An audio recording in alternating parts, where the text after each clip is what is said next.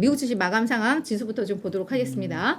자, 다우지수 오랜만에 1.9% 급등을 했습니다. 그래도 3만 선 회복은 아직 안 됐고요. S&P 500도 뭐 2% 가까이 올랐습니다. 그리고 나스닥 2.1% 상승을 했습니다. 자, 간밤에 무슨 일이 있었나 보도록 좀 하죠. 영란은행이 이제 긴급 시장에 개입을 했습니다. 사실 이제는 양적 그 긴축을 하려고 이제 국채도 다시 다 팔고 뭐 다음 주부터 팔려고 했었죠. 그렇죠. 예. 팔겠다고 했는데 이것을 일단 한 달간 유예를 했고 오히려 다음 달 14일까지 무제한으로 이제 국채를 매입을 하겠다. 네. 이렇게 되면서 이제 금리에 대한 불안감들이 좀 잠재워졌다라고 보시면 될 것 같은데요. 뭐 그런 효과들이 좀 나오면서 미국의 국채 금리라던가 달러화도 안정세를 찾았습니다. 뭐 일단 달러화가 뭐 110 그러니까 인덱스죠. 달러 인덱스가 114까지 올랐다가 이게 이제 112로 낮아졌으니까 그러면서 이제 시장에서는 아 그래도 이제 조금씩 위험자산 선호가 조금 나왔다. 뭐 이렇게 좀 얘기를 했고요. 2년물과 10년물 국채금리도 보시면 아시겠지만 각각 뭐 4.2에서 5.7% 하락을 했는데 이 하락폭이 2020년 이후 처음인 뭔가 지금 사실은 이 국채금리가 이렇게 뛴다라는 게 뛰고 오르고 뭐 내리고 하는 것 자체가 시장의 정상적인 시장은 아니죠. 그렇죠. 네, 그래서 이 10년물이 일단은 4%를 또 돌파를 하면서 시장의 우려가 컸는데 이게 결국은 3.7%로 좀 낮아지면서 심리가 매우 좋아졌다라고 보시면 될 것 같습니다. 근데 단순히 이게 뭐 영국에서 그래도 어떤 시장의 또 소방수 역할을 했다 뭐 이런 말도 있지만 이게 약간 이제 연준에서도 주변을 좀 보면서 긴축의 속도 조절을 하지 않겠어라는 기대감으로 또 이게 좀 맞물렸던 것 같아요. 그렇죠. 사실 어제 영란은행이 조치를 취하기 전날 네. 이제 그 찰스 에반스 시카고 연은 총재가 사실은 우리가 그 금리 인상을 좀 멈추고 경제에 미치는 시차를 두고 미치는 가야 충격을 된다. 좀 점검하고 가자 이렇게 얘기를 했고요. 그 전에 사실은 했던 얘기는 사실은 우리가 좀 더 일찍 인플레에 대응했어야 되는데 그 대응하지 못하고 우리가 잘못했기 때문에 지금 이렇게 가파른 금리 인상으로 가고 있는 상황에 또다시 그런 정책적 실패를 우리가 반복해야 되겠느냐라는 사실 자성의 목소리를 내면서 야 연준이 이제 좀 주변에 한번 돌아보고 가는 거 아니야? 라는 기대감이 사실은 있었던 거죠. 네. 그런데 이제 다른 매파들 목소리에 사실은 좀 묻혀서 있다가 이제 간밤에 영란은행 사건이 또 발생하면서 야, 다시 한번 그런 기대감들이 지금 싹트기 시작했다라고 보여지는 거죠. 네. 제가 그래프 갖고 왔는데요. 제가 아까 시작 전에 상승을 이끌었던 간밤에 상승을 이끌었던 재료가 좀 찜찜했다라고 얘기했는데 네네네. 사실 바람직한 재료는 아니었어요. 한국도 사실은 어제 이제 낮에 증환기금 조성이라든지 그렇죠. 뭐 국채 안정기금 투입이라든지 뭐 국채 매입자금 투입 5조 원을 투입한다든지 이런 조치들이 발표가 됐거든요. 사실은 그거는 이게 늘 이제 뭐 한 10년, 20년 전부터 시장이 어려울 때마다 나오는 매뉴얼처럼 나오는 사실 컨틴전시 플랜이에요. 근데 지금 상황에 많은 학자들은 그런 방식이 또 통하겠느냐라는 좀 약간 회의적인 시각들도 사실은 좀 존재했었거든요. 네. 간밤에 영란은행 발표 이후에 지금 파운드화가 급등하는 양상 차트를 통해서 보시겠지만 말씀대로 10년을 벼러왔던 양적 긴축이거든요. 이제 그 유럽 재정 위기 이후에 10년 동안 계속 자산을 매입하기만 하고 금리는 제로 금리를 유지하다가 이제 뭐 결국 8, 9월에 이제 두 번 연속 그 빅스텝을 밟으면서 금리는 인상했는데 보유하고 있던 그 국채 자산 어떻게 처리할 것인가 이거 털어내야 되니까요. 그래서 이제 그걸 10년 동안 고민하다가 진짜 벼르고 별러서 다음 주부터 이제 조금씩 내다 팔기 시작하려고 했는데 이거 새 정부가 들어서면서 사실은 새 정부가 이 금융시장을 망가뜨려 놨잖아요. 그러다 보니까 이제 중앙은행이 총대를 매야 될 수밖에 없고 그 뒤에 자금은 영국 재무부가 이제 뒷배를 봐주고 이런 사실은 좀 커넥션 같은 맞아요. 형태의 가격을 띄운 거거든요. 그래서 이런 것들이 과연 시장에 바람직한가? 저는 뭐 개인적으로는 좀 굉장히 회의적인 시각을 가지고 있는데 어쨌든 뭐 위험 자산 갖고 있는 저희들 입장에서는 뭐 땡큐긴 한데 좀 찜찜합니다. 그래서 말씀 주셨던 대로 연준 풋 이제는 사라졌다고 얘기했던 연준 풋. 그래서 연준이 항상 이제 그 시장이 빠질 때마다 뭐 풋을 이제 매도해 주는 것처럼 요거 보십시오. 요때가 파란색이 이제 주가 지수예요. S&P 500 지수고 급락한 이후에 항상 그 양적 완화 1, 양적 완화 시즌 2, 뭐 QT 뭐 오퍼레이션 트위스트라고 이제 단기채를 팔아서 장기채를 사주는 뭐 그다음에 이제 Q3로 갔었고요. 보십시오. 빨간색 동그라미는 시장 급락한 시기였는데 그 이후에 항상 부양 조치들이 나왔었어요. 그래서 시장이 급락하면 연준이 항상 이거 메꿔주더라. 이게 이제 학습 효과가 사실은 시장 참가자들 사이에서 많았던 거죠. 근데 이제는 없을 거야. 연준 푸드 없어. 그래서 우린 끝까지 그냥 2% 물가 목표 갈 때까지 우리 물가만 본다. 사실 이게 이제 최근에. 파월에 비롯한 연준 인사들의 발언이었는데 간밤에 이제 모하메드 엘 에리언이라고요. 이전에 이제 몇 년 전만 해도 세계 최대 그 채권 펀드인 핑코 CIO를 맡았던 분인데 지금 알리안츠 가 계세요. 이분이 영란은행의 역주행 원래 이제 양적 긴축을 하려고 했는데 다시 양적 완화를 하게 된 그렇죠. 거죠. 이게 이제 유턴을 한 거죠. 영란은행의 유턴은 중앙은행들의 각국 중앙은행들이 얼마나 독립성이 없는지를 잘 보여주는 정치 논리에 휩싸이는 맞아요. 거거든요. 지금 사실은 파월이 무리하는 것도 약간 바이든 총대를 대신 메고 있는 듯한 느낌이에요. 바이든이 물가를 잡아야 되고 바이든은 11월에 중간 선거 있으니까 난 몰라. 파월 네가 알아서 해. 사실은 이런 느낌들이 사실 굉장히 강하거든요. 그러다 보니까 영란은행이 역주행하는 것도 영국 정부나 영국 그 뭐라 그러나요? 이게 여당 그냥 어떤 입김에서부터 자유롭지 못했다는 거 보여준다는 거고요. 그렇지. 그래서 연준도 조만간에 인플레이션과 싸울 거냐 금융시장과 싸울 거냐 둘 중에 하나를 택일해야 되는 상황이 될 수도 있다라고 이제 이 엘리 에리언은 본 거예요. 근데 이제 이 사람은 이런 상황이 될 수 있다 그래서 시장이 기대를 가져라라고 한 게 아니고요. 이런 상황이 놓이는 것 자체가 영란은행의 행동 자체가 인플레 억제라는 중앙은행이 해야 될 일과 정반대의 일을 하는 거기 그래. 때문에 당장에는 좀 어려움을 면피할 수 있겠지만 길게 보면 보다 터프한 랜딩 그러니까 우리 뭐 소프트 랜딩, 하드 랜딩 얘기하는데 이 사람은 터프 랜딩이라고 했어요. 더 심한 착륙, 아주 덜컹덜컹대는 착륙으로 갈 거다 경제가.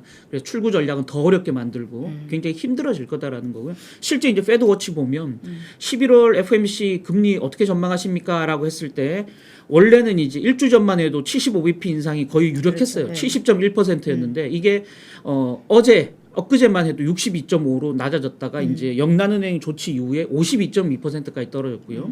50bp 인상은 반대로 29.2에서 35, 47 계속 늘어나고 있는 거죠. 거의 지금 50대 50 비슷한 거예요. 그래서 11월에도 75가 아니고 50bp 인상으로 갈 수 있겠네. 이런 기대감들이 지금 시장 내 팽배하면서 단순히 영란은행 액션에 따른 시장 안정뿐만이 그러니까 환율이나 금리 안정뿐만이 아니고 이런 기대감이 사실 주가를 끌어올렸다라고 봐야 될 것 같습니다. 네, 맞습니다.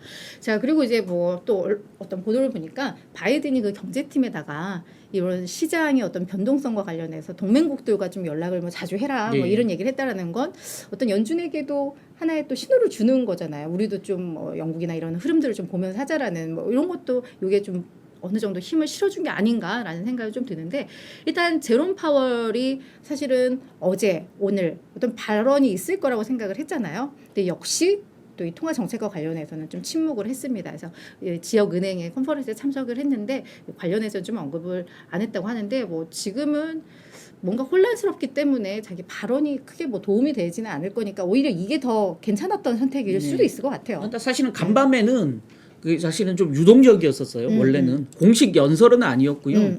거기서 이제 모두 발언 정도로 할 수 있다라고 네네. 원래 예고가 돼 있던 건데 그 모두 발언은 해도 되고 안 해도 되는 거였거든요. 그래서 공식 연설이 아니었고 사실 하루 전은 이제 다른 주제의 공식 연설이었고 그렇지. 하다 보니까 이제 시장이 우려했던 그런 뭐라 그러나요? 뭐 그런 그 오럴 리스크 그로부터는 사실은 시장은 좀 자유로웠다라고 봐야 될 것 같습니다. 네, 알겠습니다. 자, 그럼 우리 또 뭐 그냥 월가 이슈 정리를 하고 나서 특징 쪽으로 갈게요. 그러시죠. 네. 자, 월가의 주요 어떤 이슈들이 있었는지 한번 보시죠. 네. 100년 만에 초강력 허리케인이 이제 미국의 이안이라고 불리는 그래서 이제 미국 제가 그래서 찾아봤어요. 한국 매체들을 보니까 이안 따로 쓰는데 그러게요. 그래서 이제 CNN이 정확한 것 같아서 CNN을 보니까 CNN 앵커는 이언이라고 발음하더라고요. 그래서 이제 저는 연인으로? 이언 처음에는 분명치 않아서 그냥 영어로 썼다가 네. 예. 뭐 CNN 앵커는 이언이라고 하길래 저도 이언이라고 발음하겠습니다. 이 뒤에 사진이 사실은 그 미국 현지 매체 사진이에요. 지금 플로리다에 상륙했는데 이 나무 뿌리가 그냥 송두리째 뽑히고 있는 상황이죠. 그래서 미국 시간으로 이제 오후 3시, 어제 오후 3시니까 우리로 따지면 언제입니까? 오늘 새벽이었죠? 그쵸. 오늘 새벽에 이제 플로리다주에 상륙을 했고요. 그 허리케인의 위력은 4등급이라 그러는데 실제 지금 5등급에 가까운 4등급이라 그러거든요. 그러니까 허리케인은 1등급부터 5등급까지가 있는데 5등급이 최고고요. 그래서 4등급인데 5등급에 버금가는 4등급이다라고 얘기하기 때문에 거의 5등급이라고 할 수 있습니다. 그래서 이전에 사실은 뭐 저는 직접 경험하지 못했습니다만은 이 허리케인 찰리라 그러나요? 그게 이제 지금 미국인들도 늘 얘기할 때 제가 미국 생활할 때도 찰리 오나 봐 막 이런 얘기를 많이 해요.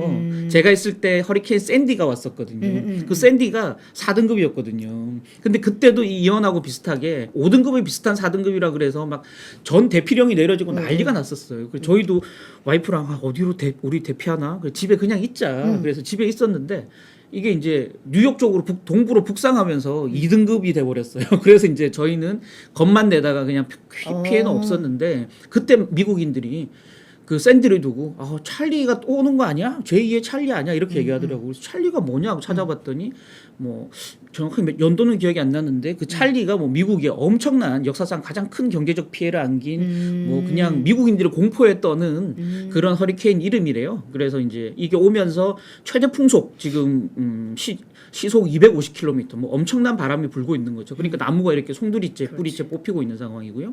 허리케인 센터에서 생명을 위협하는 폭풍 해일이 올 수도 있다. 치명적 바람이나 홍수를 주의하라라고 했고 지금 플로리다에 250만 명이 지금 강제 대피령을 지금 내려진 상태고요. 아직 덜 대피했다 그러는데 빨리 대피 좀 하시고요. 이 방송 보시는 분들.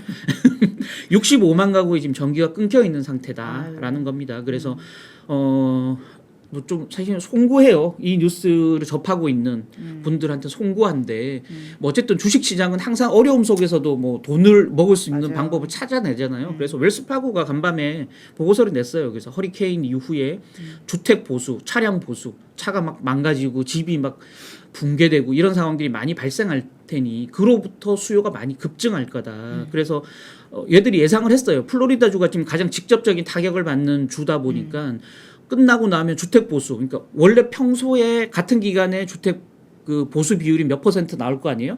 그거보다 이거 잘못 썼네요. 그러니까 BP인데 0.3에서 0.8% 포인트가 올라갈 거라는 거죠. 예. 올라갈 거라는 거고요.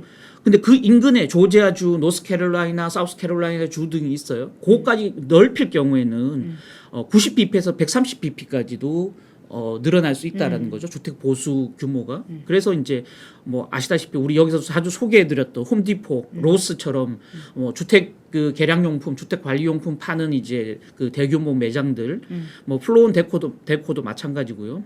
또 오레일리 오토모티브는 차량을 보수하는 정비업체예요. 그러니까 차도 많이 망가질 테니 이 업체 내 업체에 집중적으로 좀 주목하라라고 이제 이 네 종목을 직접 찍었어요. 그래서 이제 그 내용들을 좀 잠깐 소개해 드리고요. 다음 얘기는 약간 뭐 좋은 얘기일 수도 있고 나쁜 얘기일 수도 있는데 개인 투자자들이 애플, 테슬라는 끝까지 포기하지 않고 있다. 지금 현재 약세장에서 이 얘기입니다. 벤다 리서치라고요. 미국의 리서치 업체인데 약세장에서도 개인들이 애플과 테슬라주로 계속 사고 있다라는 얘기를 했고요. 개인 투자자 전체 그 평균 주식 보유액의 34%가 이 회사 두 회사 주식일 거다라고 얘기하는 거예요. 그러니까 미국 전체 개미가 가지고 있는 주식의 3분의 1이 이제 애플 아니면 테슬라라는 거죠. 최근 닷새간 보면 개인들이 애플 주식을 4억 7,755만 달러, 그러니까 우리 돈으로 얼마입니까? 한 7천억, 8천억 정도 되나요? 정도 순매수했고요. 테슬라를 또 4억 587억 달러 순매수를 했고 두 개 합치면 뭐 거의 조 단위에 넘어가는 그런 순매수를 개인들이 단 5일간 이렇게 매수를 했다는 거고요. 그래서 개인 투자자 포트폴리오 비중을 보면 애플이 작년 말에 개인 투자자들이 한 18% 정도 자기들 이제 주식 자산의 18% 정도로 애플을 갖고 있었는데 지금은 20% 정도 될 거다라는 거고요. 테슬라가 작년 말에 13이었는데 지금 14% 정도 될 거다. 그래서 이런 테크주 비중을 많이 줄이고 있는 국면에 오히려 애플과 테슬라는 늘리고 있다라는 거고요. 그래서 이제 그 이유를 벤다 리서치는 상대적으로 방어적 주식, 그러니까 테크주 중에서도 방어적 주식이기 때문에 테크주를 다 팔 수는 없는데 그나마 테크주 중에서는 방어주기 때문에 매도하기가 좀 두려워했었을 거다 개인들은 이렇게 얘기했고요. 심지어 두 종목마저 추락하게 되면 시장 전체가 더 암울해질 거니 개인들이 이거라도 사자라는 심정에 샀다라는 거고요. 그래서 이제 이 문제는 여기 벤달 리서치는 이 두 종목까지 무너지면 이게 샀던 개인들이 매도할 거기 때문에 시장이 더 안 좋아질 수 있다라는 사실 우려를 한 거예요. 그러면서 이제 재밌는 멘트를 했더라고요. 애플 주가가 더 빠지면 애플 주식을 산 개인 투자자들 전체 물량의 2%가 한국인이 샀다. 그래서 한국인들이 왜냐하면 신용이나 이런 것들이 많이 들어왔었기 때문에 들어왔을 가능성이 있고 또 환율 영향이 있을 수도 있어서 한국인 매도 압박이 커질 수 있다. 한국 개미들이. 그래서 애플 주식에는 안 좋을 거다라고 봤던 거고요. 그래서 결국은 개인 투자자들이 이제 최후의 항복 캐피툴레이션이라고 하잖아요. 무조건적 항복하는 국면이 애플과 테슬라까지 팔면 개인 투자자가 다 항복한다는 거죠. 그래서 개인 투자자가 완전히 행복하면 사실 시장은 바닥에 올 수 있는데 그 시점을 애플 테슬라를 개인들이 파는 시점으로 보라라고 재밌는 얘기를 했습니다. 그러게요. 예.